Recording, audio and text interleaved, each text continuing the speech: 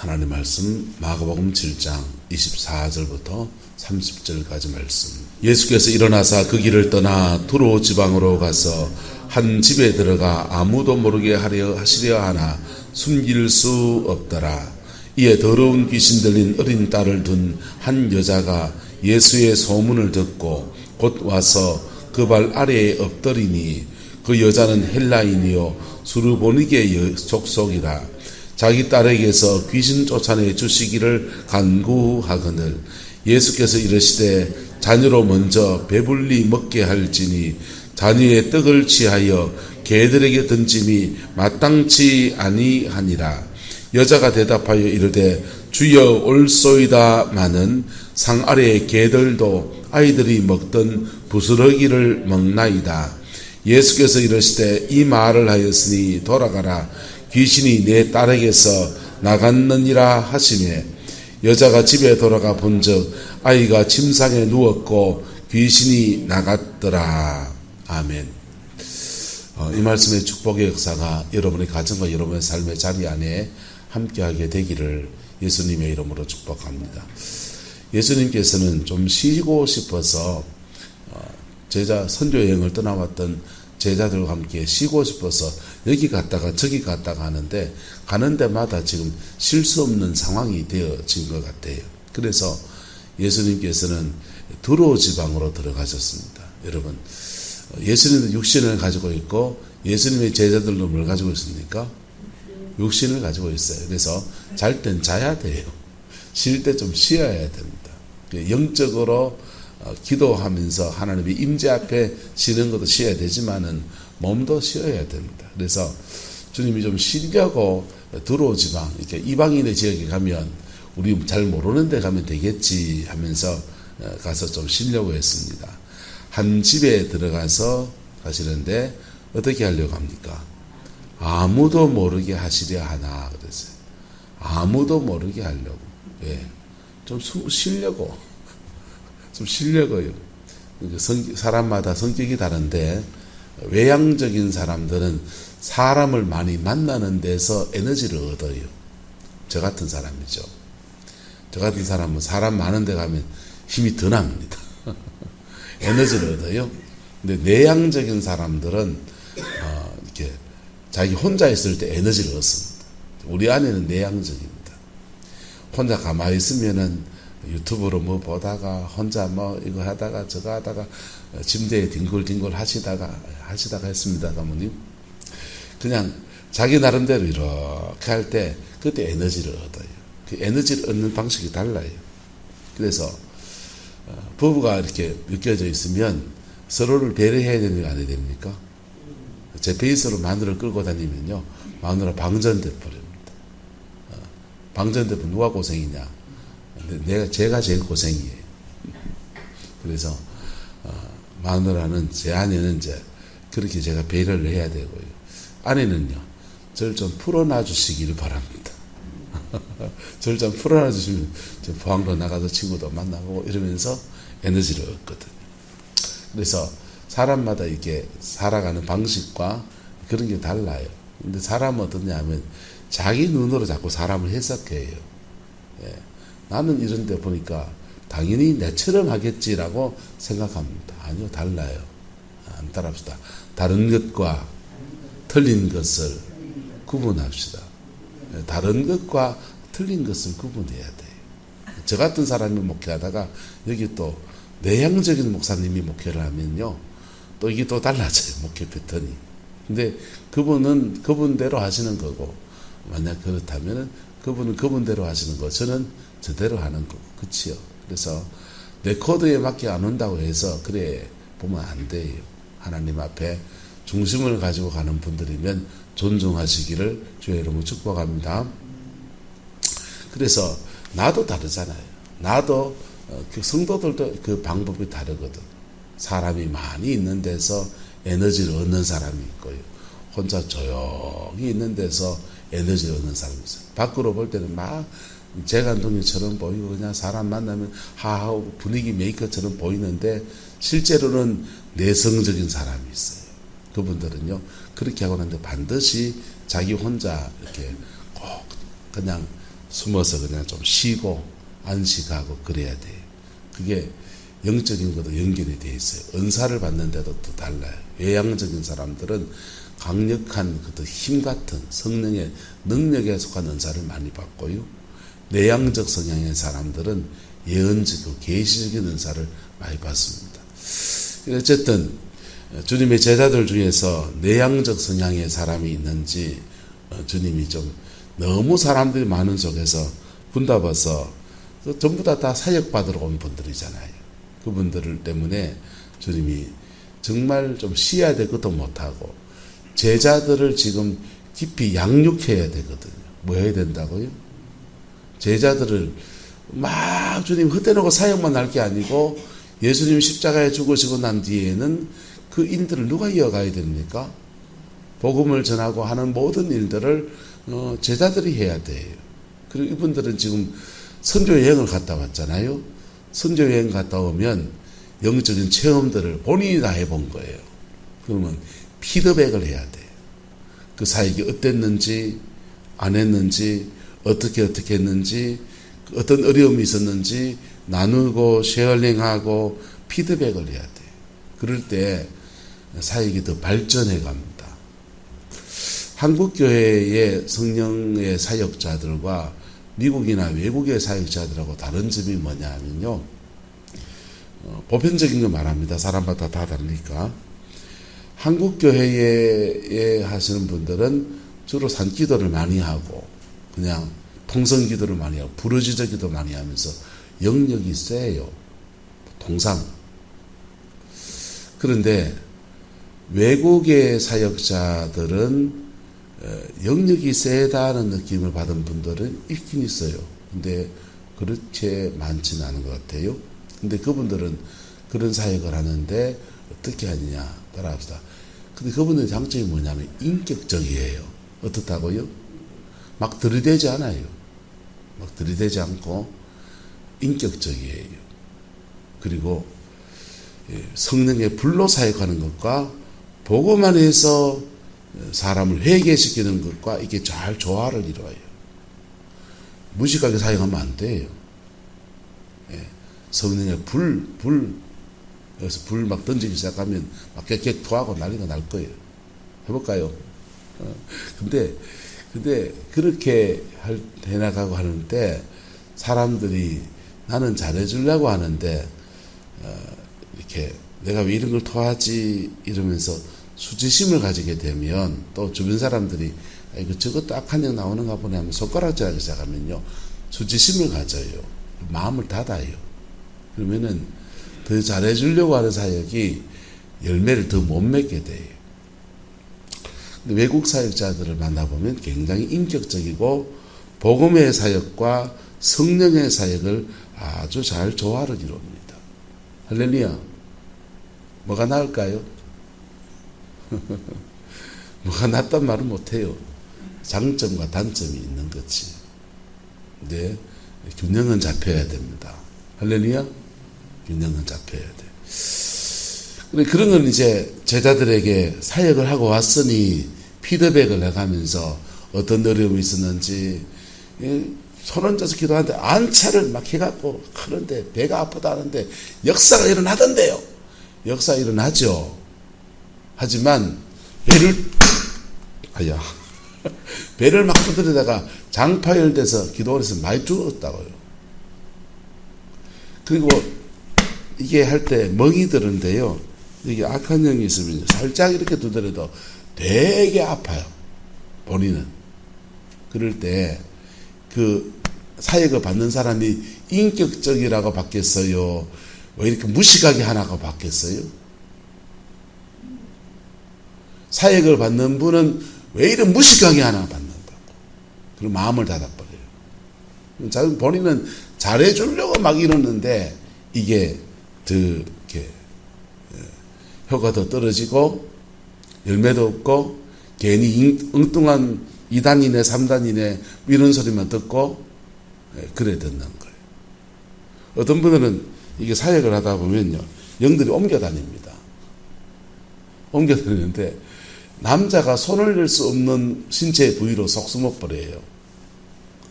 그러면 그걸 또 무식하게 이 속으로 따라가는 사람이 있어요. 됩니까? 안 됩니까? 그러면 안 되잖아요. 네. 그럴 때 어떻게 해야 되냐, 이런 것들이죠.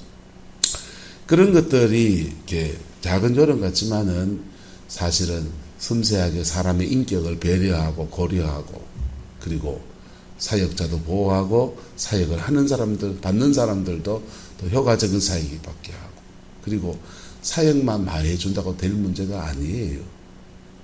여러분, 결국은 내가 주님을 만나야 됩니다. 사람이 사역을 많이 해주는 교회의 특징이 뭔지 압니까? 사역해주는 목사님이나 기도원 원장님이나 이런 분들은요, 거의 반교주가 돼 있고요. 사역을 받는 분들은요, 다 빨대를 꽂고 앉아 있어요. 그분 앞에 완전히 그냥 따라서 하나님에게는 자녀만 있습니다. 하나님에게는 자녀만 있는데 하나님 손자가 돼 있어요. 목사님은 교주가 돼 있고, 그러다가 진짜 교주로 넘어가 버려요.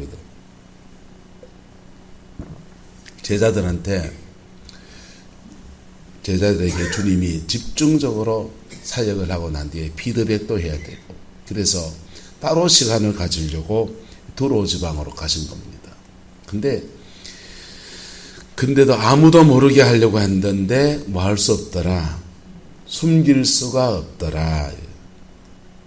이에 더러운 귀신 들린 어린 딸을 둔 한 여자가, 여러분 보세요. 더러운 귀신이 어디에게 들어갔다 합니까? 어린 딸에게 들어갔다는 거. 어린 딸. 여러분, 인격의 분화가 안 된 사람 상태에서는, 가족 안에서는 영적 흐름을 부모가 사역받으면 돼요. 부모께 나가면 애께 나가게 돼 있어요. 부산의 장재천 목사님, 딸애가 변성기가 사춘기가 됐는데 2차 성징이 안 오는 거예요. 조경도 안 하고, 키가 안 크고, 그래서 이렇게 기도받으러 왔어요. 그래서 사역을 해주는데 두 분을, 남편과 아내를 각각 따로 면담을 딱 분별해가지고 따로 면담을 하면서, 집사님, 결혼 전에 성적으로 잘못된 거 회개하세요. 각각 회개시키고, 그리고 아한테 손 딱 얹어서 딱 사귀었더니 그냥 나가버리는 거예요. 영이 들어오는 이유가 있거든요. 상한 마음을 오래 가지고 있어도 영이 들어오기도 하고, 기도의 양이 적어져서 영이 들어오기도 하고, 죄를 지어서 들어오기도 하고, 영은 특징은 들어오면 발판을 만들고, 따라서 발판을 만들고, 들어오면 밥 달라 해서 밥 먹고 힘세지고 자리를 잡고 역사하고, 그 영이 역사하는 순서예요. 자리를 잡으니까 부모한테 있는 것들이 사춘기 이전의 아이들에게는 이게 자기한테 내려가 버려요. 근데 사춘기 이후가 되면은, 사춘기를 지나고 나면 2차 성징이 나타나면서 부모로부터 인격이 독립돼요. 독립될 때 그때 영이 확 자리를 잡아요. 그래서 사춘기 때 애를 잡을 게 아니라고요. 부모가 하나님 앞에 서야 되지. 할렐루야. 예. 부모가 하나님 앞에 서야 돼. 인생의 시기에서 중요한 시기가 세 시기가 있습니다. 사춘기, 중년기, 노년기. 세 시기가 굉장히 중요한데요. 태어나서 탄생부터 시작하거든요. 탄생에서 사춘기 때까지는 부모의 영적 영향을 100% 받습니다. 거의 100% 받습니다. 사춘기를 지나면서 내가 독립돼요. 영적 독립이 일어납니다. 그래서 부모로부터 내려받은 영이 지영이 되어버립니다. 그렇게 하려고 하니까 영들이 이 사춘기 때 질풍노도의 신이 만들어요. 성적으로 막 그냥 팍 일으키고 2차 성적이 나타나는데 애도 그런 몸의 변화를 처음 겪으니까 감당이 불감당이에요. 그때 애를 잡을 게 아니고 따라서 내가 회개해야 됩니다. 근데 애가 사춘기 때 부모는 무슨 시기입니까? 중년기입니다. 부모는 중년기예요. 자기도 흔들려. 늦바람 나가지고 난리 나고 가정이 막 아빠가 바람 피웠다 저거 저거 엄마가 지난 바람 피워서 가발에 갔다 막 이런 때입니다. 그래서 사춘기, 중년기, 노년기는 맞물려요. 손주는 사춘기고 부모는 중년기고 할아버지는 노년기입니다. 노년기에는요 영은 안 죽어요. 영은 쫓아낼 뿐이고 세력이 약해지게 하고 밥 안 먹으면 세력이 약해지고 영은 쫓아내지만은 영은 죽지 않아요. 사람은 죽어요. 사람이 죽으니까 요 사람 사이에 집지고 살던 그 영들이 이사를 가야 돼. 이사를 어디 가느냐? 야한테 가고 야한테 가는 거예요. 네, 가정 안에서는 영적 흐름이 그래서 참 무서운 거죠. 그래 가려고 하니까 야도 흔들고 야도 흔들고 거꾸로 이 시기에 있는 사람이 한 명 깨어있으면 가정이 영적 파수꾼이 되면 기도하면서 이것도 잡아주고 이것도 잡아주고 할렐루야. 그때 이렇게 되면서 가정 안에서 영적인 대물림이 일어나는 거예요. 어둠의 영의 대물림도 일어나고요. 성령 안에 사는 사람은 자기가 중년기 때 그 영적인 세력을 이길 때 그때 사춘기를 지나는 그의 자녀들을 영적으로 잡아줘요. 할렐루야. 잡아줘서 한번 쭉 흔들리다가 진성을 살아내는 은혜가 그래 주어져. 오늘 본문에 보면은 더러운 귀신이 들린 어린 딸이라 그랬습니다. 얘는 그러면 사춘기를 안 지난 거죠. 사춘기를 지나지 않은 어린 딸. 한 여자가 예수의 소문을 듣고 예수님한테 옵니다. 자리를 잡은 게 아니에요. 아마 더 말씀드릴게요. 중년기, 사춘기 지내고 중년기부터 기도하고서 막 회개를 배우고 하는데 실로암 사역센터라는 곳이 있습니다. 거기 보면은 회개 기도문을 책자를 줘요. 그런데 그 회개 기도문을 가지고 회개하는 건 괜찮아요. 그런데 회개하면서 내가 이런 죄도 지었나 회개하는 건 좋아요. 근데 그 가이드북에 안에 조상의 죄를 회개하는 것들이 있습니다. 부모님 때에 지었던 죄들을 회개하는 것. 회개할 수 있다고 생각해요. 회개해야 되고요. 그런데 그런 회개를 하면서 내가 지금 문제가 있는 것은 누구 탓이다. 우리 아버지가 바람을 피운 그 탓이구만. 유전이네. 이러면서 부모 죄를 회개하면서 지죄를 회개 안 하는 그런 어리석은 사람이 있어요. 그 영이 그 영이에요. 그래서 죄는 내가 항상 죄는 회개는 나부터 시작하는 거라고요. 할렐루야. 지거는 회개 안 하고 부모 죄 회개하는 중보기도만 막 하고 있다. 덩신 같은 짓입니다.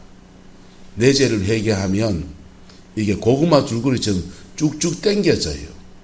그래서 당겨지다 보면 조상 때까지 회개할 수 있습니다. 그런데 뿌리를 캐내다 보면요. 근데 자기 죄는 회개 안 하고 조상 탓만 막 해는 그게 회개한다. 한번 회개한다고 회개문 쭉 읽고 회개한다고 그 막 해결도 안 되거든요. 그러면 한두 번 하다 보면요. 우리 아버지 탓이네 하면서 조상 탓을 해요. 부흥은 나부터 시작하는 겁니다. 회개는 내부터 정결해지는 겁니다. 목회하는 목사님들은요. 우리 교회가 부흥이 안 되는 것은 어느 권사님 때문이고 어느 장로님 때문이고 저런 인간 만나가 내가 목회 고생이 이합니다. 덩신같은 소리 하고 있습니다. 목사는 목회 안 되면 내 문제다 생각하고 내가 회개하는 거고, 좀 어려운 성도 붙여놨으면 하나님 나도 오지게 다루려고 하니까 저 사람 붙여놨구나, 연단이라고 생각해야 돼. 장로님 입장에서는, 권사님 입장에서는 우리 교회가 부흥하는 거는 목사 탓이 아니고 내 탓이라고 생각해. 각각 자기 탓이라고 하면서 하나님 앞에 본인이 자기가 회개하고 나가야 되지, 자꾸 문제를 해결 못하는 사람의 특징은 남 탓한다는 겁니다. 하나님 앞에 내 죄 회개하고 하나님 앞에 내 정결해지면 내 주변을 그 다음 정결케 하시는 역사들을 나를 통해서 해나가시는 거라고요. 순서를 잘 내봐가기를 축복합니다. 어쨌든 더러운 귀신 들린 어린 딸을 둔 한 여자가 예수의 소문을 듣고서 예수님 앞에 그 발 아래 엎드립니다. 그 여인을 말하기를 헬라인이다 그랬어요. 이방인입니다. 수르보닉의 족속이다 그렇게 얘기했고, 다른 성경에는 귀족의 부인이다 이렇게 되어 있습니다. 높은 지위에, 이방인의 세계에서는 꽤 높은 지위에 있는 그런 사람이다 라는 뜻이지요. 자기 딸에게서 귀신 쫓아내 주시기를 뭐했다? 간구했다 그랬습니다. 예수님께서 그 말씀을 간구하니까 이런 지하에 거절합니다. 자녀로 먼저 배불리 먹게 할지니 자녀의 떡을 취하여 개들에게 던짐이 마땅치 아니하다 이렇게 말했어요. 여기에서 순서가 누가 먼저라는 겁니까? 자녀가 먼저래요. 자녀가 누구가 안 돼요? 유대인들, 하나님의 택한 백성들, 오랫동안 말라기 이후로 선지자가 없어서 영적으로 갈급한 당신의 백성들이 먼저 그 은혜를 입어야 된다. 이건 맞는 얘기죠. 근데 여기에 굉장히 감정적인 말이 들어가 있습니다. 그 자녀에게 떡을 주고 나면 때가 되면 너희 같은 이방인들에게도, 헬라인에게도 복음이 풀어지고 회복의 역사도 일어나는 은혜가 있게 될 것이다. 이래 말하면은 기다리라 이 말이잖아요. 근데 자녀의 떡을 취하여 누구에게 던짐이, 개님 잡수세 이것도 아니고 개들에게 갖다 먹어라 이럴 부모가 없다 얘기하는 겁니다. 지금 이 헬라인을 보고서 뭐라고 칭하고 있는 겁니까? 괴락하는 거예요. 유대인들이 이방인들을 비하할 때 쓰는 말이라고요. 만약에 일본 사람이 아주 성령의 능력이 출중한 일본 목사님이 오셨다 합시다. 그리고 그 목사님이 한국인이 이제 병 낫기를, 귀신 들린 딸을 고쳐지기를 간청하는데, 그 일본분이 와서 고쳐달라고 한국인이 그러는데, 지금 말고 맨날 일제시대 정도 됐다 합시다. 그런 때에 한국인을 향해서 조센징 바가야로 이러면서 조센징한테 치유해 사갈 마음 없어 이런 분위기란 말이에요. 그런 분위기. 그때 이 여인이 이렇게 대답합니다. 여자가 대답하여 이르되 주여 뭐하이다? 올소이다. 저 사람 말이야. 그때 저래 말하는 거야. 여러분, 사역을 받는 입장에 됐을 때 이런 낮아짐의 심정이 있기를 축복합니다. 하나님의 은혜는 물 같아서 낮은 데로 흘러가요. 겸손의 자리에 내려갈 때 은혜가 주어집니다. 주님이 말씀하신 그 상황에서 주여 올소이다마는 상하의 개들도 아이들이 먹던 뭘 먹나이다. 부스러기를 먹나이다. 저는 떡을 먹을 마음이 없습니다. 저는 부스러기라도 줬사오니 내 신분이 귀족이고 너희가 지금 뭐 유대인이 뭐 선민이고 어쩌고저쩌고 하는데 내가 말이야 귀족이고 관리고 그냥 한 방에 유대인들의 너희들 그냥 작사를 낼 수 있는데 내가 지금 내 딸 아파 그러는데 니가 지금 왜 이카노? 안수기도를 하고 그냥 막 귀신이 접대하고서 아이고 내 이래 해야 될 거를 왜 이러냐. 근데 그럴 수 있는데 주님이 말씀하신 앞에 여인이 낮아집니다. 여러분 그 낮아짐 안에 하나님의 영광이 임하였습니다. 주님이 말씀하십니다. 이 말을 하였으니 돌아가라. 귀신이 내 딸에게서 뭐 했느니라? 나갔느니라. 이 딸한테 손 안 얹었습니까? 아니요. 손도 안 얹었어요. 그저 그냥 그 여인이 낮아졌더니 그 여인의 심정 안에 하나님의 은혜가 임한 겁니다.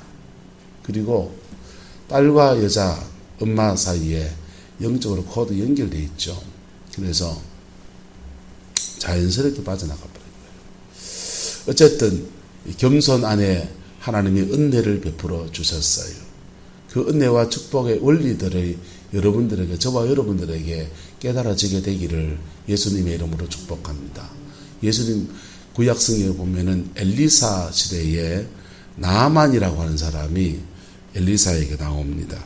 그 엘리사에게 나오는데 나아만도 나병에 들어서 낯이라서 나병에 들었나요? 어쨌든 나병에 들어서 고침받기를 원해서 옵니다. 엘리사가 그 전에 나 환자를 고친 적이 있습니까? 없습니까? 한 번도 없어요. 한센지병 환자를 구약 성경에 고쳐진 예가 아무도 없어요. 그저 그 나만 한 명만 고침받았습니다. 성령의 사역자들은 사역을 받는 분들은 무슨 사역을 저분한테 받으면 전공이 있거든요. 내과, 소아과, 정신과 이래 나눠지듯이 성령의 사역자들은 자기 전공이 있어요.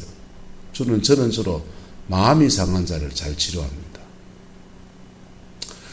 근데 사역자는 자기 전공이 있다고요. 엘리사는 그리고 자기 능력의 한계도 알아요. 자기 사역의 한계도 알아요. 성령은 무한대고요. 성령은 한계가 없고요. 성령은 이것저것 다 잘하시지만은 하나님의 은사를 준 사람들은 자기 사역에 한계가 있어요. 그리고 요만치 하면 난 좀 스톱해야 돼, 쉬어야 될 때도 본인이 알아요. 컨디션 조절해 가면서 한다고요. 공 던질 유현진 선수가 맨날 150kg 던지는 게 아니에요. 안배도 해가면서 3일마다 4일마다 등판 강력 조절해 가면서 그래 하듯이 영적 사역자도 자기 영적 컨디션을 관리해 가면서 해요. 나아만을 이 엘리사에게 오는데 엘리사는 한 번도 고쳐본 적이 없는 사람을 지금 대하는 거예요. 자기 전공도 아니에요. 근데 그 나아만에게 엘리사가 사역해 주지도 않아요. 그저 한 말이 그것입니다. 요단강에 가서 7번 뭐하라? 잠그라. 너희의 몸을 요단강에서 7번 잠그라. 그 말했습니다. 한 번 잠그고 2번 잠그고 7번 잠그었더니 그 나아만이 고침을 받았습니다. 엘리사가 고쳤습니까? 엘리사가 무슨 사역이었습니까? 하나님이 하시는 일에 힌트만 준 거라고요. 사역은 누가 하셨습니까? 하나님이 하셨지. 엘리사는 영적 사역을 해본 사람으로 말하자면요. 엘리사는 자기가 나아만을 못 고친다는 걸 알아요. 자기 사역의 한계를 안다고. 고쳐본 적도 없고. 근데 태산 같은 문제를 가진 사람이 옵니다. 이 문제는 누가 하셔야 된다. 하나님이 직접 하셔야 된다고 아는 거예요. 근데 하나님이 직접 하시는 그 역사는 어디에서 일어나느냐? 은혜는 강물 같아서 낮은 데로 흘러가거든. 나아만이라고 하는 고관 대작의 자리에서 그 갑옷 다 내려놓고 다 벗고 나병에 걸린 그 온몸을 다 드러내고 얼마나 주변 사람들 보기에 거시기 하겠습니까? 사례마다만 거치고 요단 강물에 한 번 더 가고 두 번 더 가고 세 번 더 가고 7번 들어가는 것. 그 낮아짐의 자리에 그 십자가의 영광이 확 임하는 거라고요. 수르보르게 여인도 이 낮아짐의 자리 안에서 하나님의 영광이 확 임하는 거라고요. 여러분, 은혜의 자리에 오면 시험도 와요. 한나가 기도하러 갔습니다. 기도하러 갔는데, 기도하러 갔더니 막 진심을 토해서 막 그래 기도하는데, 하나님이 그 기도를 받으시니까 그 기도가 한이 없이 그 임재 속으로 빨려 들어갑니다. 그렇게 빨려 들어가니까 성령에 취해서인지 막 횡설에 수설을 해서 그런지 어쨌든 엘리가 보기에는 술 취한 여자처럼 보입니다. 여인이여, 성전에 와서, 죄송하면 속되게 말하고, 술 처먹고 되겠나? 술은 집에 가서 먹고 깨가 와야지! 이랬단 말이에요. 여감이. 그럴 때 한나가 내가 기도하면 안 보입니까? 술 먹다니요. 지가 술 먹는데 술 먹는다 하지. 그래 안 했다니까. 그래 안 하고 자기의 마음을 정직하게 말하잖아요.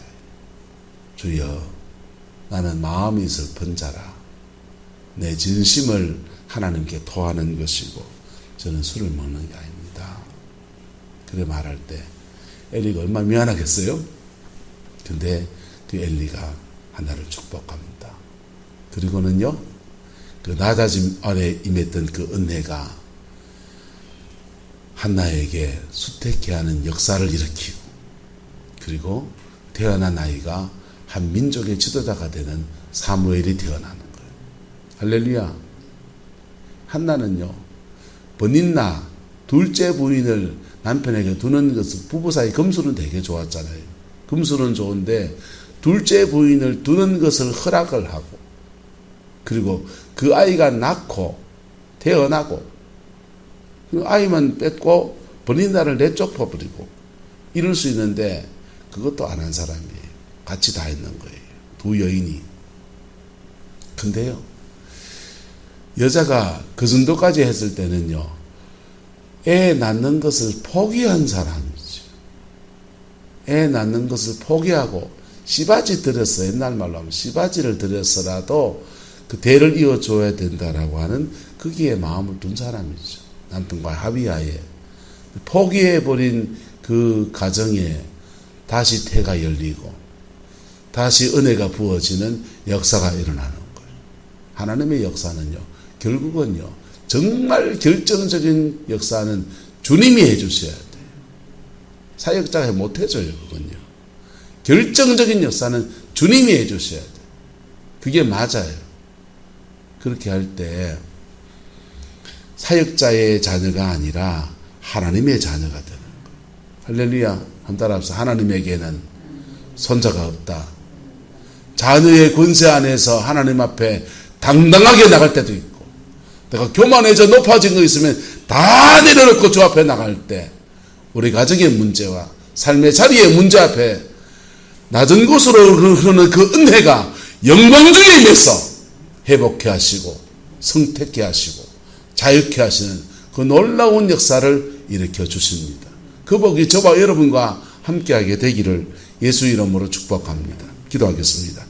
좋으신 아버지 하나님, 주의 나라가 이루어지게 하시고 주의 그 뜻이 이루어지게 하시고 주님의 그 의가 강하여지게 오 성령님 역사에 주옵소서. 주의 영광을 이곳에 부어주시고 그리스도의 그 피 묻은 영광 안에서 새 인생을 사는 은혜가 있게 오 하나님 주장하여 주옵소서. 여호와께서 함께해 주시기 원합니다. 예수님의 이름으로 축복하며 기도드리옵나이다. 아멘.